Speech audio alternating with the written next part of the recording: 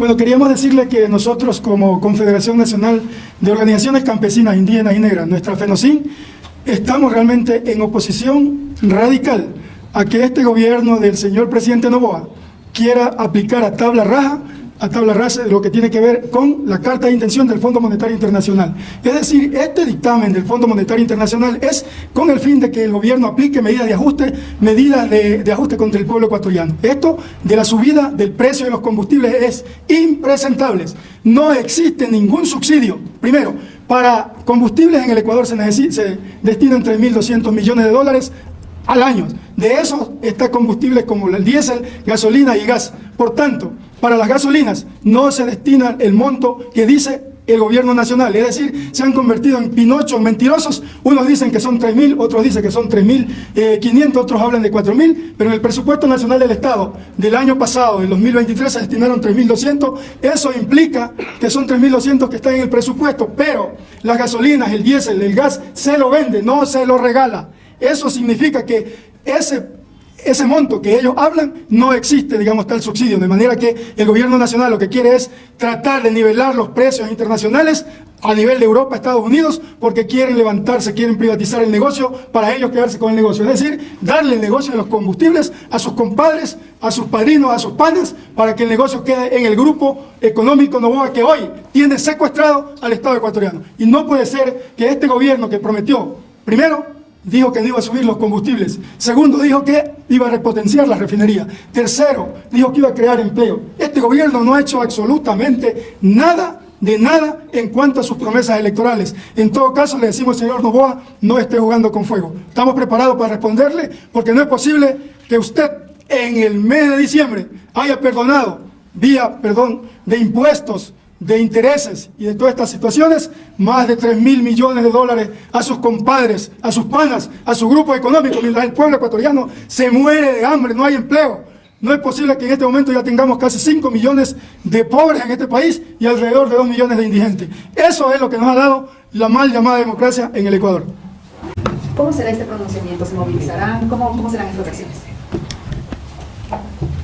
Bueno, nosotros estamos visitando a los compañeros de las organizaciones de base porque queremos dar una respuesta en territorio con el fin de que este gobierno no se burle del pueblo ecuatoriano, porque además no hay ninguna medida de compensación. Él cree que la subida de los combustibles es un problema de los taxistas, cree que la subida de los combustibles es un problema de los transportistas organizados. Este es un problema también de los agricultores, un problema de los productores agropecuarios. Nosotros nos movilizamos nuestro producto en una camioneta pequeña, un camioncito pequeño que puede ser a diésel o puede ser a gasolina, de manera que no puede ser de que estos señores sigan mintiendo al pueblo ecuatoriano. Y la falacia más grande de este señor, ministro de Finanzas, que dice que es mejor importar que refinar en nuestra refinería. Mire usted esa falacia, ¿está loco?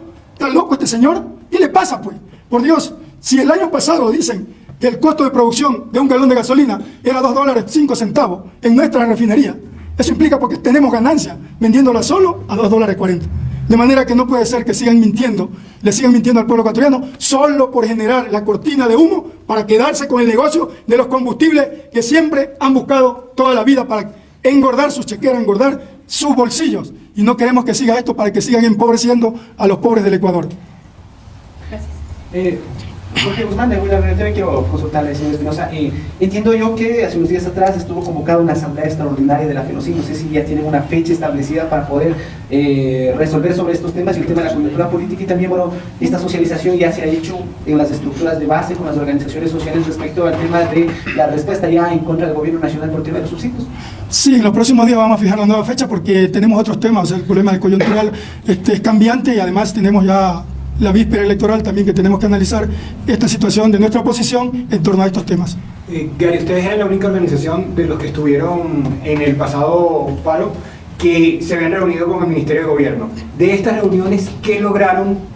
¿Cuál es el balance? Porque yo hablé ayer con Esteban Torres y él estaba diciéndonos que todo iba perfecto tanto con los transportistas como FENOCIN. ¿Qué sucedió en estas reuniones y por qué entonces la nueva posición que tiene FENOCIN? Bueno, esta es nuestra posición permanente, nuestra posición de rechazo a toda medida que empobrezca al pueblo.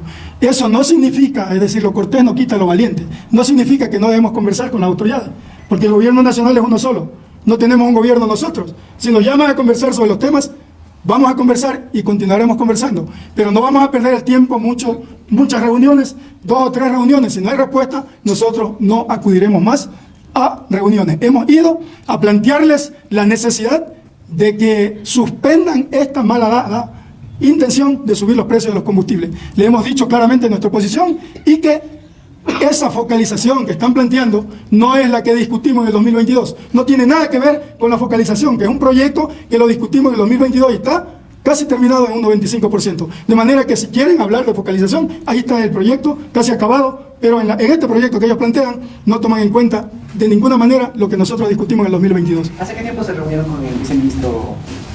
Fue con un señor de articulación, no sé cómo se llama, no me acuerdo, pero le hemos ido a plantear estos temas y esperamos que se retome, si se va a retomar, si se va a hablar de focalización, se retome el proyecto que se discutió en el 2022. Esto no implica que estamos diciendo que estamos de acuerdo que se suba con la gas. Primero, hablemos de los temas de focalización y después vemos la posibilidad de ver por dónde ir. Don Gary, buenos días. Para el próximo 4 de julio, acá Roberto Rueda de Peniche. Para el próximo 4 de julio, la Frente Unitario de Trabajadores ha manifestado, o ha llamado, mejor dicho, a una movilización nacional y ha dicho que también hace un llamado a las principales organizaciones sociales para que se unan. ¿Ustedes prevén unirse a esa movilización del 4 de julio o no lo van a hacer? Bueno, nosotros ya hemos tenido un acercamiento con los compañeros del Frente Unitario de Trabajadores, en la cual estuvieron todas las CEDOCU, la CEDOL, la UNE, todas sus organizaciones.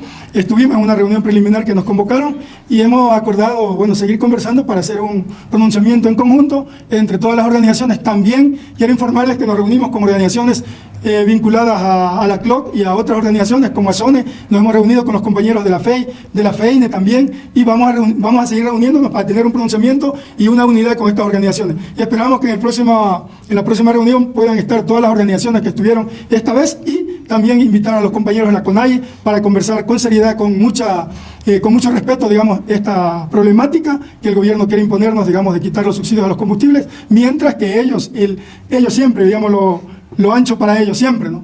El subsidio a los combustibles de los camaroneros, de los merluceros, de los atuneros, de los cruceros que vienen a Manta supuestamente a traer turistas y vienen a cargar combustible subsidiado a 80 centavos el galón. Entonces eso no puede ser, que mientras los ricos tienen subsidio a 80 centavos, el común de los ecuatorianos tiene que pagar $0.75 por cada galón de combustible. Eso es injusticia, pues, ¿no? Entonces, ¿ustedes participan o no van a participar de la marcha anunciada por el FUC para el 4 de julio? Si eso estoy manifestando que estamos conversando para llevar adelante y fortalecer esa convocatoria del 4 de julio de los compañeros del FUC. El día lunes nos vamos a reunir nuevamente para seguir, digamos, coordinando este propósito. Ahora se está pagando un nuevo precio por los combustibles.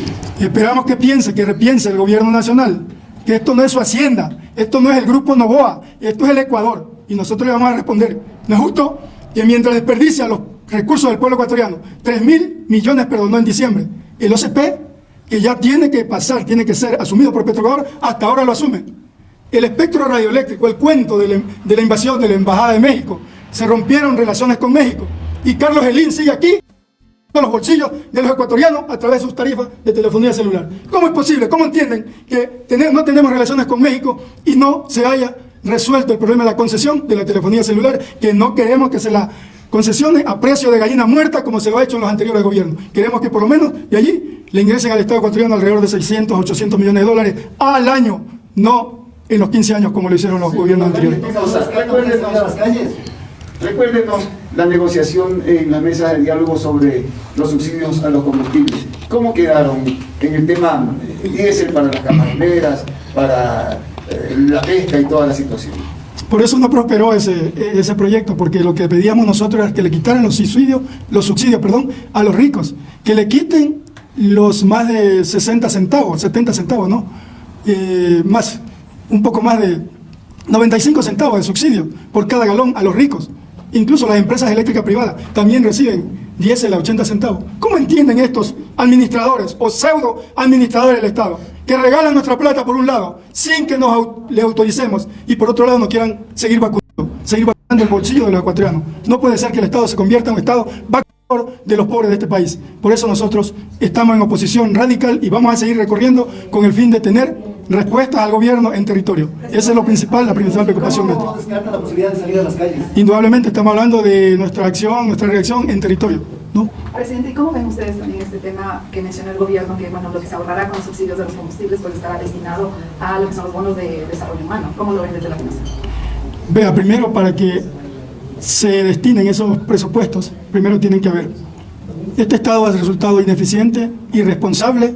Nuestra plata hace lo que les da la regalada gana.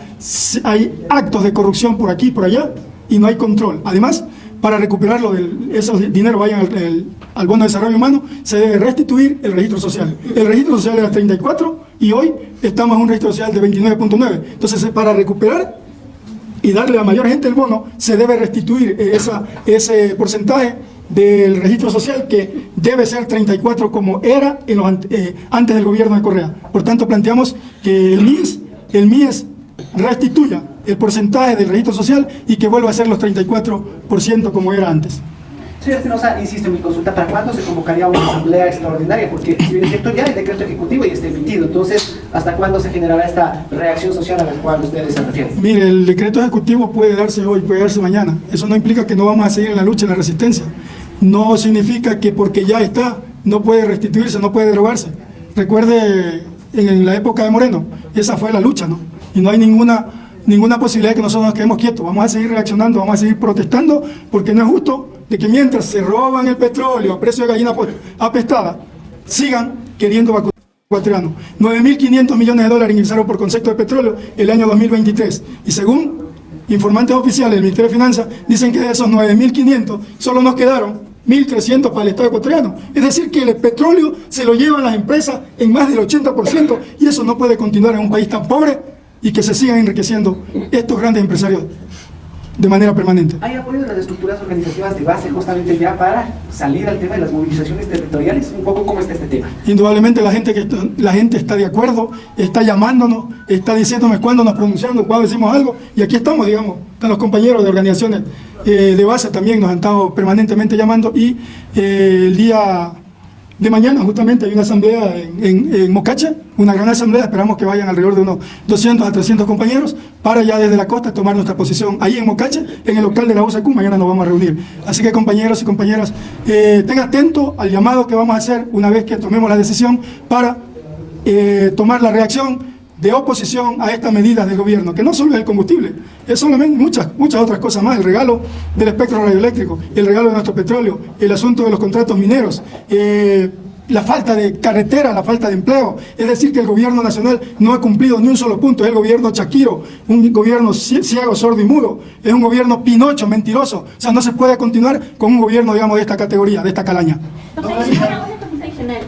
Por ejemplo, si bien las organizaciones sociales están rechazando este incremento de los precios, en el caso de los transportistas hay una pasividad, ellos han aceptado las medidas impuestas, incluso los taxistas están en este proceso de inscribirse. ¿Cómo ven ustedes esa estrategia del gobierno, ¿no?, de primero calmar a los transportistas, que son quienes paralizan el país, básicamente?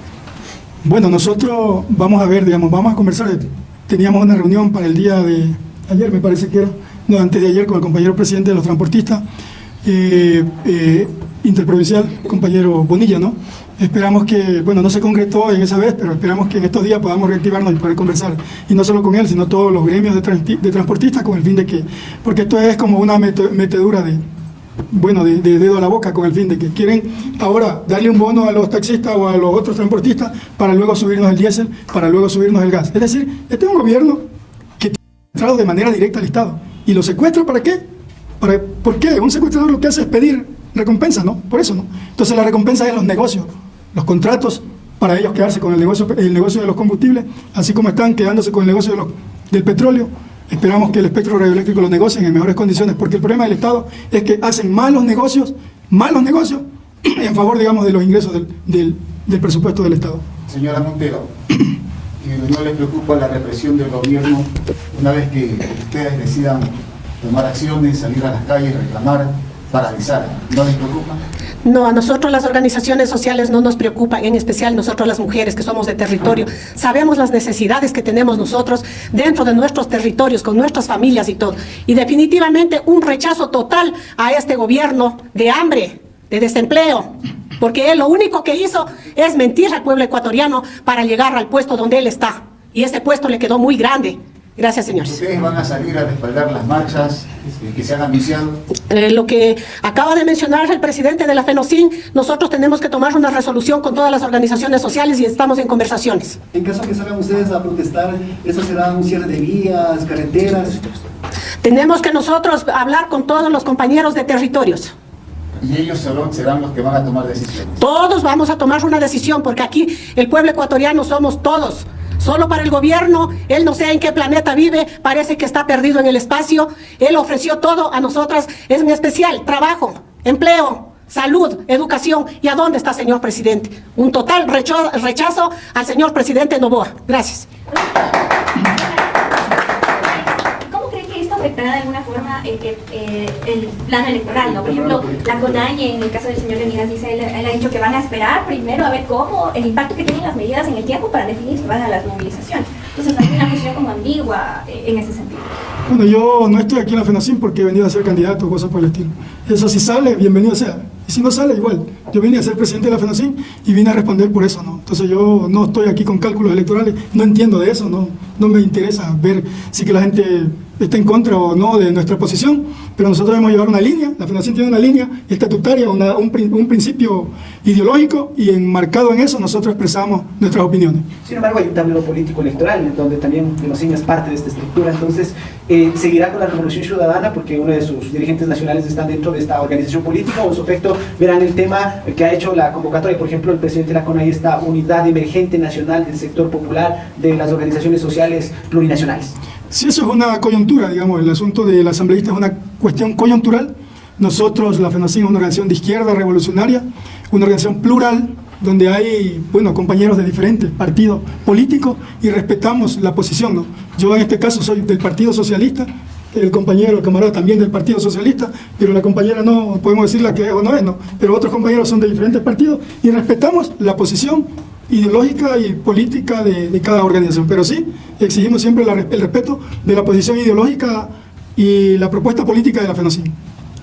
Presidente, una pregunta más. Con este tema de las compensaciones que el gobierno acaba de anunciar para ciertos sectores en el tema de transporte, ¿consideran que tal vez esas compensaciones por parte del gobierno sirva como una medida para apaciguar unas posibles movilizaciones por parte del sector de transporte terrestre? Esa es la equivocación del gobierno nacional. Las compensaciones deben de discutirse para todo el pueblo ecuatoriano, para todo el pueblo trabajador, incluso para la gente que está desempleada, la gente que no tiene empleo. O sea, ¿qué pasa? O sea, que este país se preocupa del que está bien y no del que está mal. Toda medida va a afectar al que menos tiene, toda medida va a afectar a los pobres, a los sin empleo. No puede ser, si yo tengo un taxi, por lo menos tengo ese ingreso, por lo menos, pero el que no tiene nada, a ese es que hay que apuntar las medidas de compensación. Hay que apuntar a ese agricultor que produce su arroz, que produce su maíz, que produce papa, quinoa, y que luego lo traslada al mercado y recibe un precio de la regalada gana. Es decir, tienen que entender la sociedad ecuatoriana, todo el pueblo ecuatoriano y el gobierno principalmente, que la agricultura es una actividad de riesgo permanente, riesgo al sembrar, riesgo al desarrollarse la planta y riesgo al cosechar. No se sabe cuánto se va a cosechar, y el principal riesgo, el riesgo más grave, es cuando se va a vender, que los precios no compensan la inversión para la producción. De manera que en ese sentido el gobierno debe apuntar a buscar medidas de compensación a la gente que produce y que no tiene, digamos, una relación de dependencia, porque cada finca, cada unidad productiva de este país genera alrededor de 3 a 5 empleos, y ahí está el empleo pleno de la gente. El campesino no está pidiendo empleo pleno, que lo lleven a una empresa o cosas por el estilo. Lo que quiere es que tenga garantía para trabajar con dignidad, con escuela, con salud, con carreteras y con todas las atenciones que necesita el pueblo ecuatoriano. Don Gary, entonces, es decir que con incremento del valor de las dos gasolinas, ¿aún más se incrementará la pobreza aquí? Indudablemente que sí.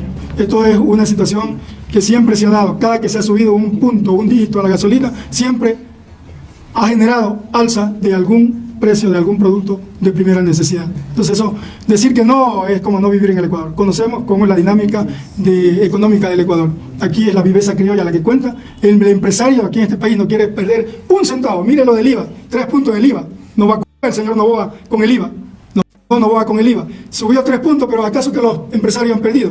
Ellos subieron esos 3 puntos, ya los tienen recuperaditos en el bolsillo. Entonces el Ecuador siempre es la viveza criolla, lo ancho para ellos y lo angosto para nosotros, los pobres. Por eso, en nuestra oposición a estas medidas económicas del gobierno nacional, que son la imposición del Fondo Monetario Internacional. Gracias, estimado.